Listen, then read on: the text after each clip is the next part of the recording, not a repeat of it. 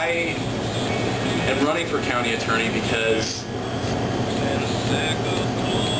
I think the county is deserving of a person in that position that is going to give it the respect and the attention that it deserves. I've met my opponent on a couple occasions. He's a very nice man. He's been nice to me anyway.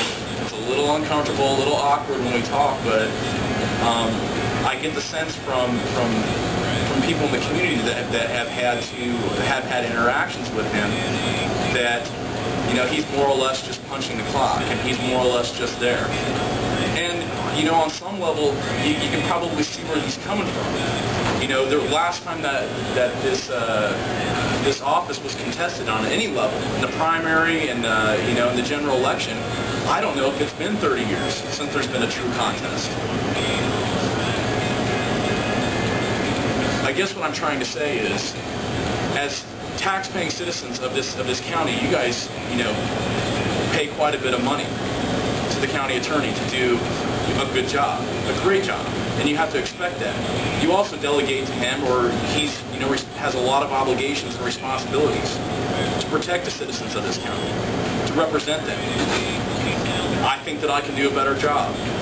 I know I don't have as many years as a licensed practicing attorney. I've been licensed, I think, a little over 4 years now. I'm 32 years old. But I'm aggressive, and I'm hungry, and I want to be at work, and I want to be out here meeting people. And I can't tell you that I can, you know, every single charge is going to result in a jury trial or conviction, because that's just not how it works. Like everything else going on in this economy right now, resources are limited. As your next county attorney, I would be a good steward of those resources, recognizing that, yes, there are some cases that need to be brought before the court, or that need to see the inside of a courtroom. That can't be plea bargaining.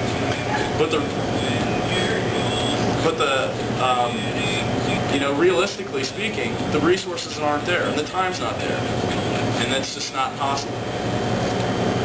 But what I can tell you is that aside, there are ways of communicating that to the public. The public sees one side of it. The public sees a plea bargain. They don't understand why. If I sat down and explained to you, this is why we did this is why we chose this avenue, and not just to the public, the ones who see the charge in the paper and then see the resulting you know, conviction or plea, but also to our police officers and our sheriffs, the deputies, the state patrol, the DOT, explaining to them. It's one thing to tell them no, but it's another thing to say, next time if you bring me X, Y, and Z, we might have a stronger case. But until then, it's just not something that would work. It makes them better. It makes them do their job better. They do a job that I wouldn't even begin to want to do. We expect a lot out of them.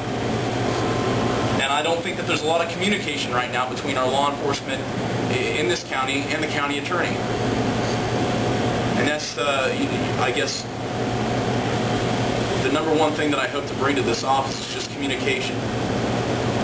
And being able to explain to the people in this county why I chose a certain path, or why I chose to you know, plea bargain a certain case.